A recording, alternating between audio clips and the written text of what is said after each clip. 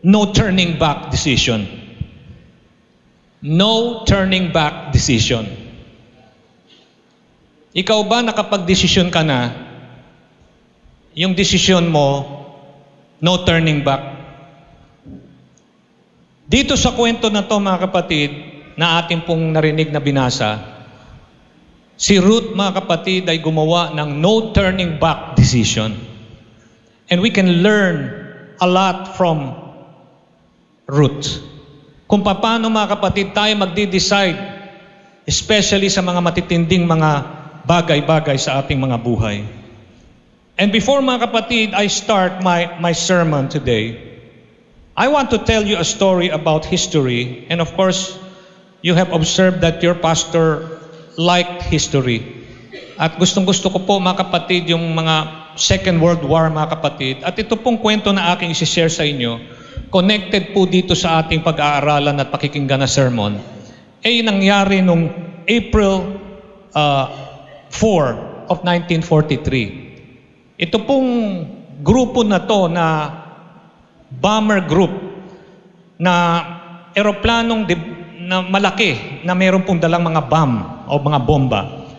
Ang kanyang eroplano, mga kapatid, na lumilipad sa grupo na to ay B-24. This is a big bomber plane, and this is their maiden mission.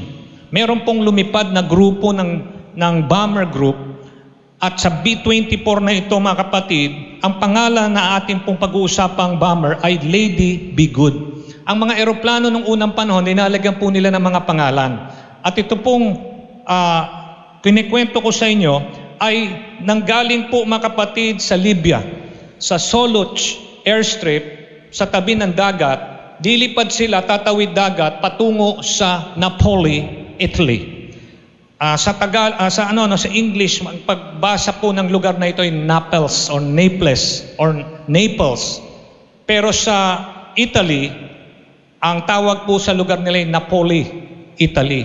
Kasi bobombahin po ng mga Amerikano to. Nasa World War II po ito.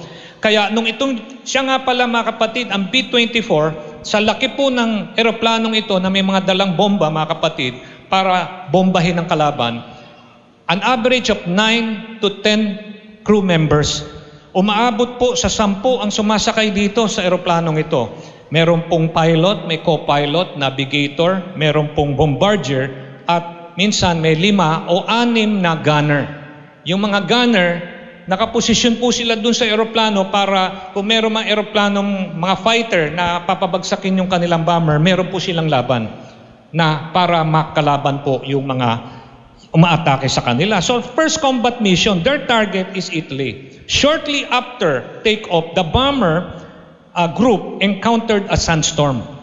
Meron pong sandstorm, mga kapatid, na kanilang nasalubong. At ang malungkot na balita, yung pinaka-puno na bomber group nila, yung pinaka-lead, yung po ay nag-crash sa dagat.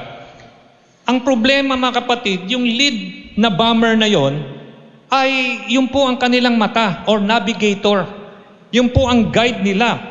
This served as navigation aircraft of all the other bombers, and they had expert navigators, and the rest followed this lead airplane. But it fell. It crashed. So what happened? They are on their own. The bomber group has to manage their mission without their lead navigation airplane. Dahil nag-crash na po. For some reason, this airplane, Lady Be Good, turned back 30 minutes prior to reaching the target. So in other words, dahil siguro bago po sila, na first time sila nagkaroon ng ganitong mission, 30 minutes bago umabot sila dun sa kanilang pag-bomb dun sa Italy, bumalik sila. Bumalik sila. And on this return flight, they took the wrong course. Mali na yung kurso na kanilang dinaanan, mga kapatid. Realizing that they were lost, they began to use the navigation equipment. But now, it was night. Umabot na po ng gabi. Naligaw na po sila. At yung navigation nila, bagamat gumagana ito, hindi na sila basta-basta matulungan. But by now, it was night, and unaware of the tailwind, sensing that they must be near the Libyan coast back, they radioed for a reference point. Sila'y nagradyo sa base para magbigay sa kanila kung asan man sila naroon, matutunghayan nila, makikita nila para makabalik sila sa base. Ngunit malungkot mga kapatid, however, unknown to them, they had already passed the coast. Lumagpas na po sila mga kapatid, at kung sana meron pong nahanda po ng ating gumagawa ng ating slides, yung mapa, lagpas na lagpas, kasi yung Soluch base, sa tabing dagat lang po yon. Lumagpas na po sila doon at pumasok na sila malapit, lagpas na doon sa disyerto na. At mga kapatid, malungkot na pangyayari. They would be, ito pong panahon na ito, dahil sila'y nawawala na at lumagpas na sila sa kanilang pupuntahan, this would be their defining moment choice. Kailangan magdesisyon sila ng tama. Kasi pag nagkamali sila mga kapatid, pwede sila mapahamak. Hindi na nila nagawa yung misyon nila, masisira pa yung kanilang eroplano, baka mamatay pa lahat sila. So dalawang bagay mga kapatid, either believe the instrument, kasi gabi na, wala na silang mahihingan ng tulong kundi yung kanilang instrumento sa eroplano, or yung kanilang sapantaha, o yung kanilang intuition, or yung kanilang instinct. Yung, di ba meron sa atin, nagdidesisyon batay sa kutob, batay sa udyok nung nasa loob, ito feeling ko, ito gagawin ko. Between the instrument and the instinct, the crew follow their hunch. Hindi nila pinansin yung instrumento, bagamat yung instrumento, mas pwede mong asahan kesa sa nararamdaman natin. Kasi yung nararamdaman natin, pwede magkamali, tama? At yung po ang nangyari, they ignored the instrument and trusted their own instinct. Hours later, they ran out of fuel. Naubos po yung kanilang crudo, mga kapatid, o yung kanilang gasolina sa aviation plane nila. Crash landed 440 miles away from their base. Marami naman nakaligtas, hindi naman lahat namatay nung nag-crash sila. But when walking back to safety, because they are in a desert, nobody survived the ill-fated Lady Be Good.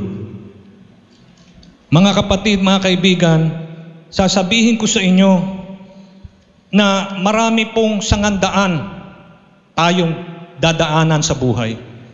Pastor, alam ko yung sangandaan dyan sa Balintawak yan. Hindi. Ang sinasabi ko, fork on the road.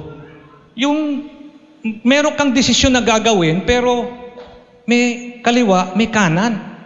Anong desisyon ang kukunin mo ngayon? Ngayon dito mga kapatid, each one of us will come face to face with choices like this, the one that crew members of the Lady Be Good encounter. Yung kwento kanina, sila'y nagdesisyon, pero nagkamali sila. Sa atin mga kapatid, marami rin tayong desisyon na haharapin. At hindi po basta-basta simpleng desisyon ang gagawin natin. Kailangan piliin natin yung tama. Palakpakan po natin ang ating Panginoon. We can choose mga kapatid between two different directions, both competing for our attention. Yung dalawang desisyon, bagamat magkaiba, parehong kumukuha sa ating atensyon. Kaya kailangan tama yung ating magiging pagpili. Our instinct tells us one thing, our faith tells us another. Hindi mo masigurado. Kaya kailangan ay dahan-dahan ang ating pag-iisip at pagdidesisyon. We will be forced to choose between the two. One is the old, familiar, comfortable decision making. Ano ba yung ginagawa mo pag nagdidesisyon ka? Kahit yung isa na hindi mo alam, maganda rin. Di ba parang natutukso ka, ito na lang kasi sanay na ako dito sa desisyon na to eh. Familiar ako dito. Alam ko to, saka mas mabilis. Mas nararamdaman ko to, itong desisyon na to. The old one. Pero kung bago, paano kung bago ng desisyon? Hindi ko alam yan. Hindi ako sigurado dyan, hindi ko pa nasubukan yan. Kaya between the old and the new, the person making the decision, chances are kukunin niya yung luma, yung tried and tested. Kaya lang, hindi palagi tama yung tried and tested. Kasi naging komportable ka lang doon. Paano kung yung new, which is very uncomfortable, hindi ka sanay, yun ang tama. Kaya dito sa araw na ito, matutunghayan natin mga kapatid na kailangan piliin natin, hindi lang dahil sanay tayo dito sa ganitong desisyon, hindi mo nasusubukan yung bago at yung bago pala, yun pala yung tama. Church, the frightening, the unknown, that is the new choice of decision, not just the old, not just the usual. The fork in the road decision, where choosing one means abandoning the other, when that moment comes, you need to make the right decision. Pagka ikaw ay nasa gitna ng pagdidesisyon, kailangan tama yung maging desisyon natin. Amen? Defining moments, mga kapatid, decisions are very important. Pagka ikaw ay mag-aasawa, hindi pwedeng, ay magkamali ako. Change. This decision is no return. Now, sabihin mo, hindi, kaya nga ako pupunta sa States. May divorce doon. Puro ano rin sila, mga kapatid, hindi po solusyon yung divorce. Kasi maghahanap sila ng bagong asawa, ganun rin ang problema. Problema rin ng una nilang asawa. Yung pangalawa, pangatlo, pang-apat, hanggang you tell me the number. Palapakan po natin ang ating Panginoon. Career choice. Hindi ka naman pwedeng patalon-talon ng iyong career. Kailangan piliin mo kung saan ka talaga linagay ng Panginoon. Mga kapatid, kaya katakataka yung mga Christians, minsan para silang mga kuneho, no? Patalon-talon ng church, akala mo yung church ay base sa facilities, base sa ganda, base sa laki, etc. No, it's not like that, mga kapatid. Choosing one's direction eliminates the possibility of going the other. Tama ba ako? Pag ikaw nag-desisyon ng ganitong desisyon, itong isang desisyon na hindi mo kinuha, wala na yon. Kasi committed ka na dito. So, pag ito ginawa mo, yung isa, wala na yon. Kaya you cannot choose two choices. Either you say yes to one and no to the other. Church, many in Scripture face the same kind of decision making. Kung babasahin mo ang napakayaman na kwento at katuruan ng Biblia, na marami po kayo matututunan dito. Pero napakaganda po yung kwento ni Ruth. Sa kwento ni Ruth, mga kapatid, papaalam ko sa inyo yung mga ibig sabihin ng pangalan ng mga nabanggit. Elimelech, Naomi, Orpah, Ruth, Boaz. Meron silang Hebrew meaning. At katakataka pero totoo, parang yung kanilang pangalan, yun yung nagiging buhay nila. Example, mga kapatid, Elimelech. Elimelech is the husband of Naomi. Elimelech means, my God is king. Naomi, lovely. Naomi, pleasant, kaaya-aya, maganda, ang tawag dito, mayumi. Anak niya, Mahlon and Chilion. Mahlon means sick. Medyo negative yung pangalan ni nung anak ni Elimelech at ni Naomi. Si Chilion naman, pining. Ang ibig sabihin, naghihirap. Sino pong magulang magpapangalan sa anak ng ganyan, Nagpangalan ka, ang pangalan ng anak mo, masakitin, hindi ka nga rito.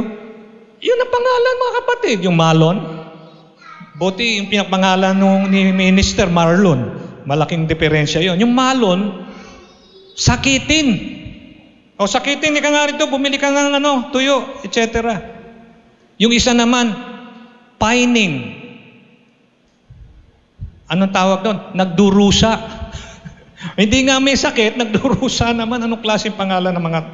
But anyway, So, yan po yung nagkaroon ng famine. Wala pong pagkain sa Israel. Kaya lumipat itong Elimelech, yung pamilya niya, dinala niya yung misis niya, si Naomi, dinala niya yung kanyang anak na 2 lalaki sa Moab. Kasi sa Moab, mayroong pagkain doon. At doon mga kapatid, after tumira sila ng 10 years, nag-asawa po yung 2 lalaki na binata ng Moabite wives. Now, if you will ask me mga kapatid, bawal ba? Hindi naman pinagbabawal mag-asawa ng ibang lahi ang mga Israelita, pero pagka nagkaroon sila ng supling, meron pong restriction. Yun po ang na pag-aralan ko dito. So okay lang, nag-asawa po. Yung anak, yung isang naging asawa, Orpah, which means neck or leeg, and Ruth. Ruth means compassionate friend. Hindi lang kaibigan, maawain pa at mahabagin na kaibigan. Praise God. Kanina inawit natin, tayo'y kaibigan ng Diyos.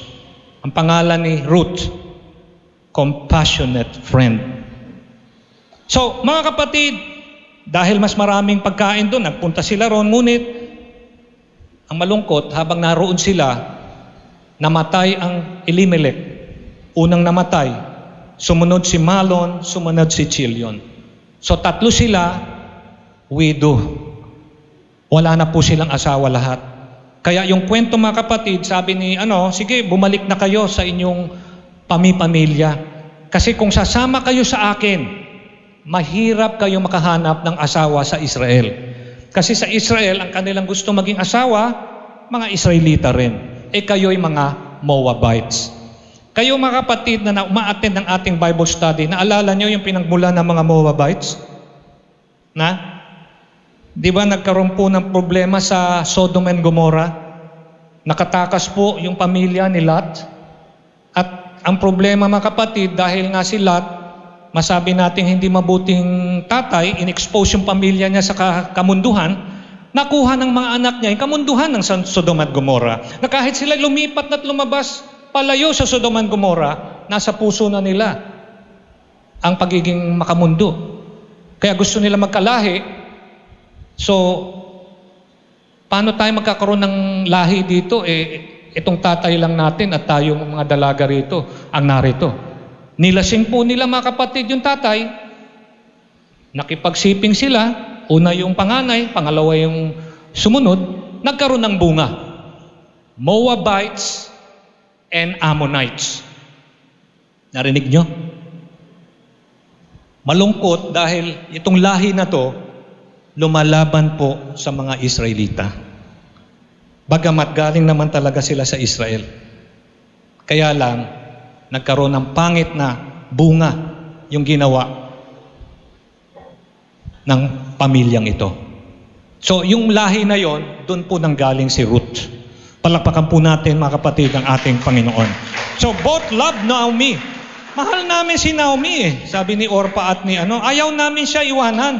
Ngayon pa na wala na yung mga kalalakihan, nangamatay na lahat. Maghihiwa-hiwalay tayo. Sabi naman ni Naomi, anong mangyayari sa inyo? Pagpipilitan nyo yung sa inyo sarili dito. Ako na may kapagkatanda-tanda na. Di ba sinabi kanina, ako ba yung magbubuntis, magkakaroon ng anak na 2, lalaki para maging asawa nyo pa? Imposible. So, she is dissuading Orpah and Naomi, or Orpah and Ruth, to join her back to Israel. But, of course, Naomi tried to dissuade them by explaining that the prospect for remarriage in Israel is bleak. But, wow, what a defining decision Ruth made. Merong desisyon si Ruth na kamangha-mangha at kahanga-hanga. Ruth's decision to accompany Naomi back to Israel, a foreign land to her, far from all her relatives and all that is familiar to her, was to become her defining moment. Alam nyo, meron po kayong mga nagagawa nung lalo na nakilala nyo ang Panginoon, yung desisyon nyo tama. Ang tawag doon, defining moment decision. Natukoy na tama ang inyong ginawang desisyon, Kaya yung resulta, maganda at mainam. Yun ang ginawa ni Ruth. She has a defining moment decision to stick it with Naomi. She clung to Naomi. Orpah followed her mother-in-law. Pinakinggan ng manugang yung kanyang biyanan. Ang sabi ng biyanan, sige, bumalik ka na sa iyong mga kamag-anakan at dun you will have your rest. Yung sinasabing rest, hindi yung parang staycation, pahinga, hindi. Para makahanap kayo ng bagong asawa. Yun po ang ibig sabihin. Si Ruth, she clung to Naomi. Each of us, mga kapatid, hallelujah, will face just such a decision someday. Lahat dito, mga kapatid, magkakaroon ng pagkakataon, magkaroon ng pagdesisyon na tama sa mga sitwasyon na kanyang hinaharap. Someday, if you haven't already, we have a tremendous advantage over Ruth. Oh, mga kapatid, kung si Ruth, natumbok niya tama yung desisyon niya nung una pang panahon, di lalo ka na mananampalataya. Ang dami mo ng katuruan narinig sa Panginoon, mas magtatagumpay ka. Kung nagtagumpay si Ruth dati, magtatagumpay ka lalo. Kasi ang salita ng Diyos, kumpleto na po sa ating kapanahunan. On top of the Holy Spirit. Mahina yung palakpak.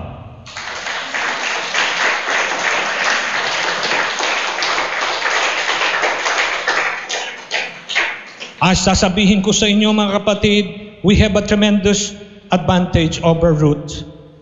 For the Bible reveals to us the principles that guided Ruth to a no turning back decision.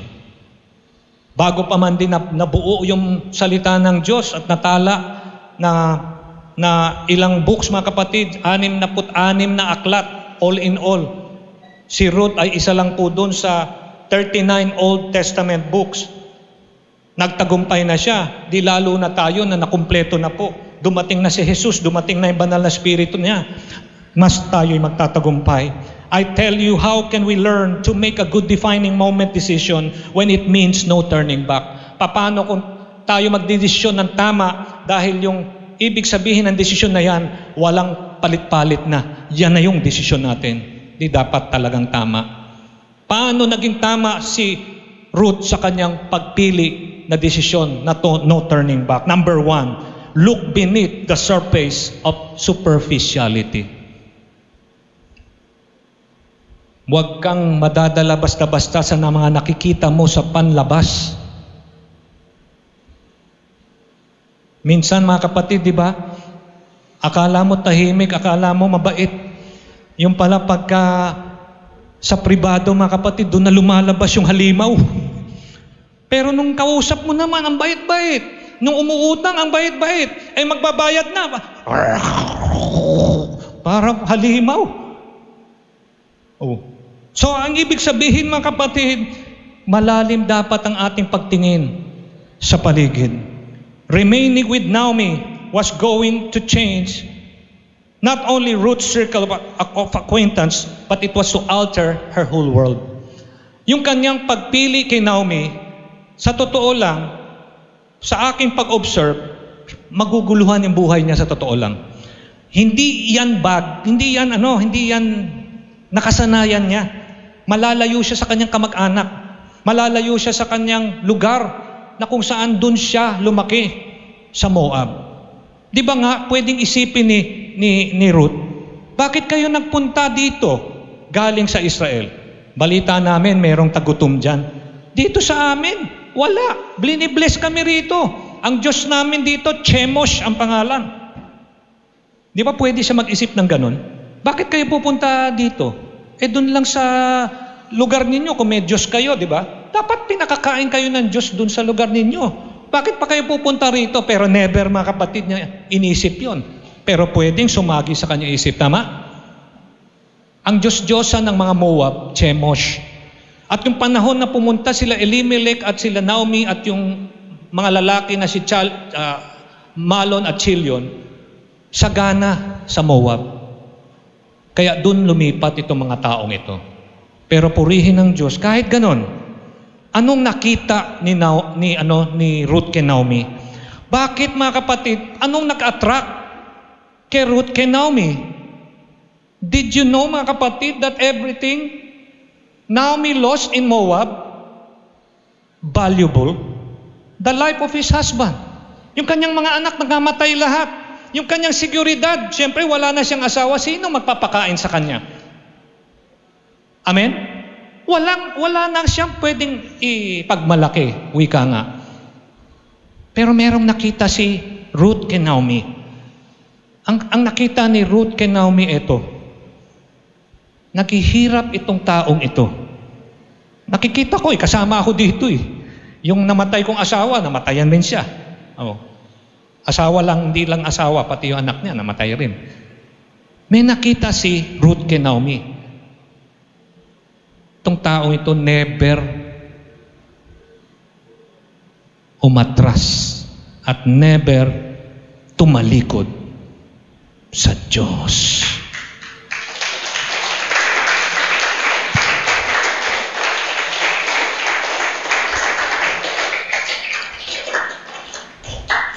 Naalala niyo si Job? Si Job, mga kapatid, nung nagkawala-wala yung kayamanan niya, yung kanyang mga hayop, kanyang mga pamilya, nangamatay dahil sa sakit, etc., naiwan na lang yung kanyang misis. Ano sinabi ng misis? Job, sa hirap at sa ginawa, magsasama tayo. Ay, hindi. Nagnag na. Asan ang Diyos ngayon? Ano man na? Pagwikaan mo na siya at mamatay ka na, sabi niyang asawa niyang mabait sa kanya.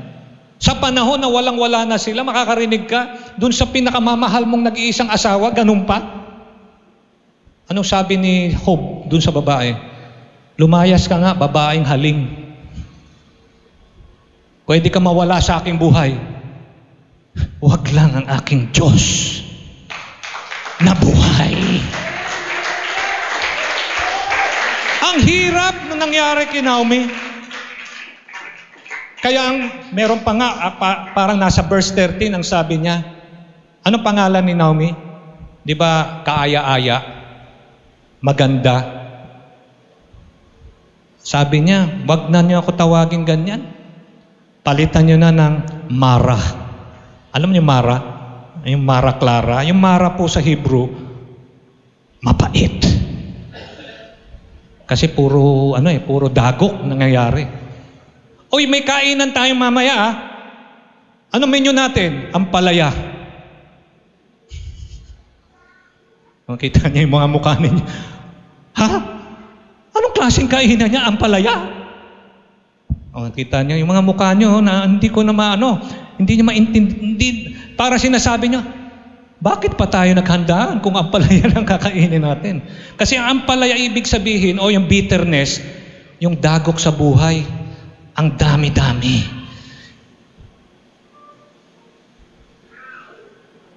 But did that dissuade Ruth? Na-turn off ba si Ruth, mga kapatid? Hindi. The Bible says Ruth clung to Naomi. Sumama siya, mga kapatid, kay Naomi. Kahit na ganun, kung sasabihin mo yung salitang malas gagamitin natin, ayoko lumapit dyan. Baka mahawa pa ako. Dito na ako para hindi ako mamalasin. Hindi ganun. Ang nakita ni Ruth, ibang-iba. Kaya nga sabi ko, sa una nating dahilan kung paano nagtagumpay si Ruth ang nakita niya, hindi lang yung mabababaw. Kasi doon sa mabababaw, sasabihin ganito, ay puro malas pala yung nangyayari dyan sa church na yan. Hindi na ako pupunta dyan. Baka madamay pa ako. Hindi nila nakita na kahit na nagkakaganon si Naomi, ang Diyos ay sumasa kanya. At si Naomi never bumitiw sa Panginoon. Tulad ni Job, hindi bumitiw sa Panginoon.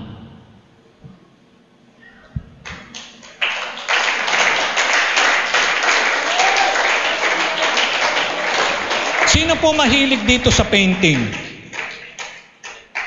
Meron kaming pintor sa bahay. Hindi yung pipinta sa bahay. Hindi. Yung drawing. Yan, tulad nung ating manager dito. Napakagaling mag-drawing. Kilala nyo ba, mga kapatid? The woman in, ano bang kulay ng damit mo? Burgundy or brown? I'm colorblind, I think. Meron pong painting na nakasabit dun sa Jesuit Center in Pennsylvania. 70 years. 70 taon nakasabit doon, Brother Jonathan, yung painting na yon. Ang pangalan ay The Raising of Lazarus. Yung pagbuhay kay Lazarus, yun yung painting na yon. Hindi pinapansin. Kasi ang suspetsya ng mga pari na nagbabantay ng center doon, imitation lang yan, reproduction lang yan, painting na yan. Pero meron pong mga marurunong tumingin ng painting. Hinamon yung mga pare. Sabi, Sir, subukan nyo pa-authenticate itong painting na to. Kasi meron akong napapansin, parang kakaiba itong painting na to. It doesn't look like an imitation. So look for a art expert to authenticate what this painting is all about. So wala namang mawawala, pina-check. Kagulat-gulat. Nung chinek, mga kapatid, ang painting na ito, original work by Jacopo Tintoretto. So what? If it is original, it was appraised. The price of the painting is $2 million. And it's just hanging on their wall. Palagi nakikita, pero para sa kanila, walang halaga. Pero mahalaga pala. Sa piso, magkano? 116 million pesos. Painting lang. Nakuha niyo yung kwento, mga kapatid. Meron palang ganyan. Nakikita natin, ordinaryo lang, walang halaga. Pero mahalaga pala. Yun ang nakita ni Ruth kay Naomi.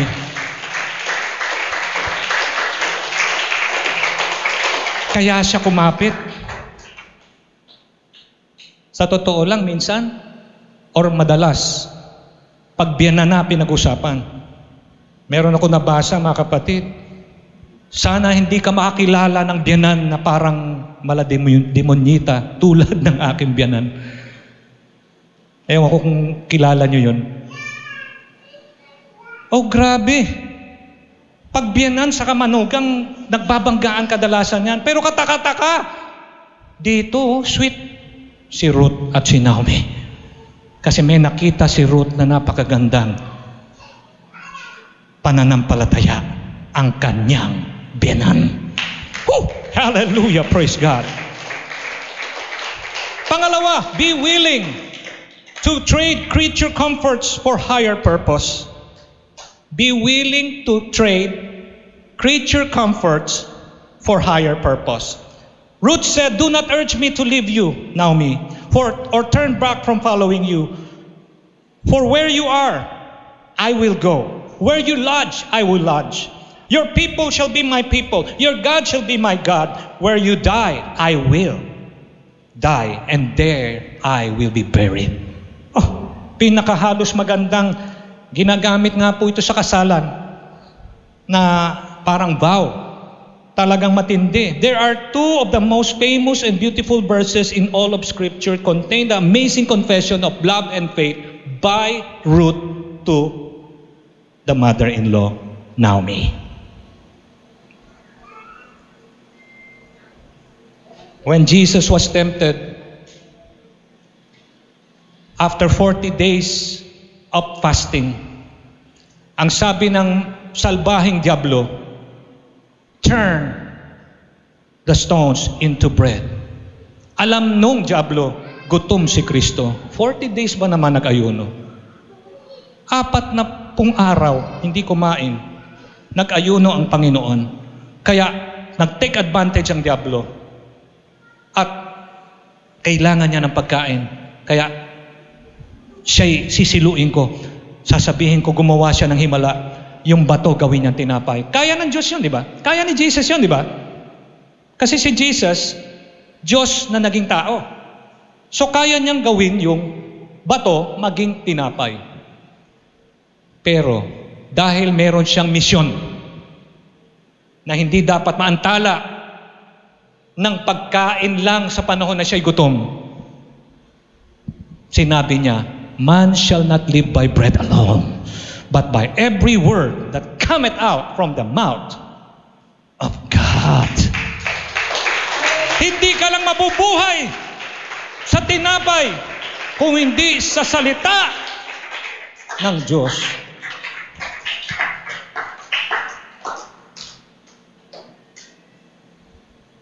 Ano kaya ang ulam mamaya? Hindi ka ba natutuwa sa kinakain mo ngayon, mga kapatid? Pagkaing buhay ito ng ating kaluluwa, na pag ating isinagawa sa ating buhay tulad ni Ruth, magkakaroon tayo ng mga no return but right decision for our God and for ourselves and for our family and for our church.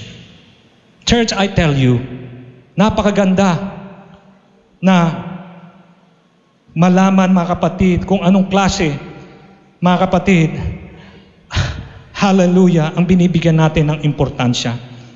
Hindi pa po kilala ni Ruth si Boaz. Si Boaz kasi yun na naging asawa niya. Mayaman po, mga kapatid.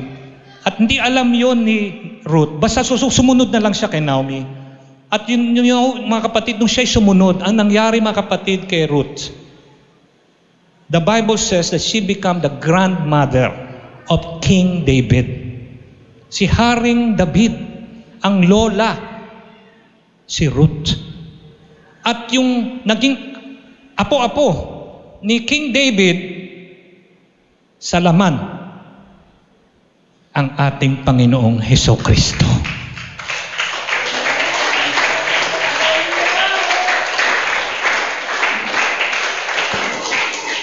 Kaya nalulungkot ako, mga kapatid, ang ginagawa ng tao ngayon, sasama sa isang internet na application, app, tapos doon magpo-post ng mga mapapangit na mga litrato. Sabi, hindi naman makukuha yung aking katawan, basta makita lang yung aking kukita ako, etc. Dahil sa mga material na bagay, ay sinasanla ang puri. Ang integridad ay sinasanla. Samantalang dito, nakita natin ang mas importante, ang misyon, ang pagligtas ng kaluluwa, ang kaharian ng Panginoon. Kaya tama yung nakita ni Ruth. Hindi yung kagutuman, hindi yung kahirapan nakita ni Ruth. Ang nakita niya, meron akong malaking misyon na gagampanan sa kasaysayan. Hindi pa niya alam si Boaz, hindi niya kilala. Basta ang gagawin ko lang, kakapit ako kay Naomi. Kasi yung Diyos ni Naomi, yun ang tunay na Diyos. Hindi na ako magbabago pa ng aking pananampalataya. Your God is my God. Your family is my family. Huli, choose the right example. Piliin nyo ang tamang modelo na inyong susundin. Bakit ang daming tao ngayon nagpapatato? Wala naman sa Bible masama magpatato Iba naman ibig sabihin yung marka dyan etc. etc. Kasi kung sino yung iyong hinahangaan, ganun ka na rin. Gagayahin mo siya. Paano siya magdamit? Ganun ka rin magdamit. Paano siya magsalita? Ganito, ganyan, ginagaya mo, etc. Pero kung tama ang iyong example na sinusunod, hindi ka maliligaw. So, Pastor, mabalik tayo sa tato. Anong stand ng church? Ang katawan ng tao nilikha ng Panginoon, hindi po yan canvas. Naintindihan nyo? Sinasabi nila, I am a human canvas. Yan, dinagay yung mga mukha ng kanilang asawa o girlfriend, naghiwalay. O erase. O ayaw ko na yan, conceal. Bakit ka pa nagpatato? Ang problema, yung iba, nagkaroon ng, alam mo yung namaga, alam nyo yung keloid? Ayun. Ang galing kasi. Ang sabi ng Bible, kung sino raw ang lalapastangan sa templo ng Diyos. Ano yung templo ng Diyos? Sa katawan natin. Siya mismo ang huhusga. Siya mismo ang paparusa. Kaya ayusin natin, mga kapatid. Pinahiram lang ng Diyos ang katawan natin. Alagaan natin. Huwag nating lagyan ng vandalism. Hindi kasi si The King, yung LBJ, ang dami, di ba? Ako naman, ito lang naman sa binti lang. Ako naman dito lang, para pag gaganon ako, makita nila. Hindi nyo ba alam, kaya ka nagpatato, gusto mo pakita? Paano kung dun sa medyo masiselang parte, kailangan makita, kaya kaunti na lang. Kapirasong tela na lang yung damit mo. Nagpatato ka pala, para makita. Magpapatato ka ba para itago lang? See? Maling example. Palakpakan po natin ang ating Panginoon.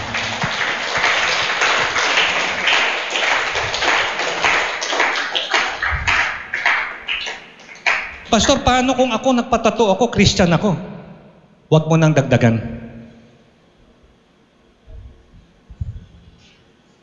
Kasi yung mga naririnig mo, pangit na payo eh.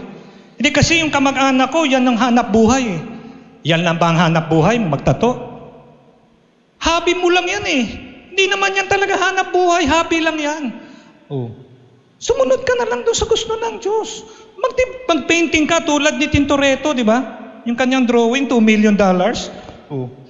Higit pa kaysa sa pagtatato ang kikitain mo. Baka yun ang calling mo, hindi yung pagtatato. Wala sa notes ito ha. Ano ba ito? Naligaw na ako mga kapatid. Palakpakan muna natin ang ating Panginoon. Asa na ba tayo? Ayan, choose the right example. Ruth had the other models from which to choose. She must have a family member.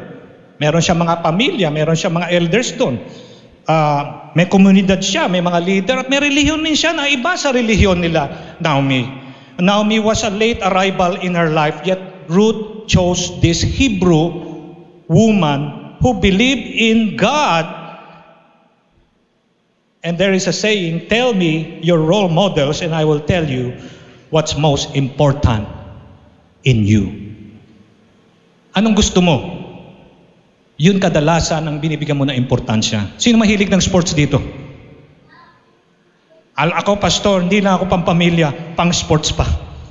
Ganun ba? Malalaman doon sa hilig mo.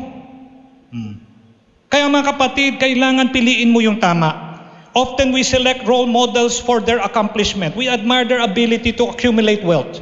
Ang galing niya kumita ng pera. Matalino siya. Nagbubukas ng maraming negosyo, etc. O yung kanyang athletic prowess, ang dami niyang kampyonatong napanalunan. O yung kanyang gagandahan. Oh, wow! Napakaganda talaga. But Ruth reminds us to look deeper. Naomi seemingly had nothing. And going, mga kapatid, for her, poor, alone, kawawa, not overcoming present difficulty, and bitter. Sabi niya nga, tawagin mo kong Mara. For the Lord hath dealt against me. And yet, Ruth saw in Naomi an unshakable faith in God, even when God allowed pain in her life. What are the core values of your model? Ano po ang mga ang values ng inyong hinahangaang mga tao at sinusunod na mga tao? One of the hardest things to learn is which bridge to burn and which to cross. Yan po ang sabi, mga kapatid, ng isang tao, ang pangalan ay Russell. Pinakamahirap sa buhay ay kung anong tulay raw ang iyong tatawirin at anong tulay ang iyong susunugin. And last, in closing, in verse 17, may sinabi po dito si Ruth na kailangan marinig nyo bago po natin tapusin ang mensaheng ito. Sinabi niya po, verse 17, "The Lord do so to me, and more also, if anything but death parts you and me." Ang ibig sabihin sa Tagalog, pakinggan nyo, hatulan ako ng Panginoon at lalo na maliban ang kamatayan ang maghihiwalay sa iyo sa akin. No turning back decision.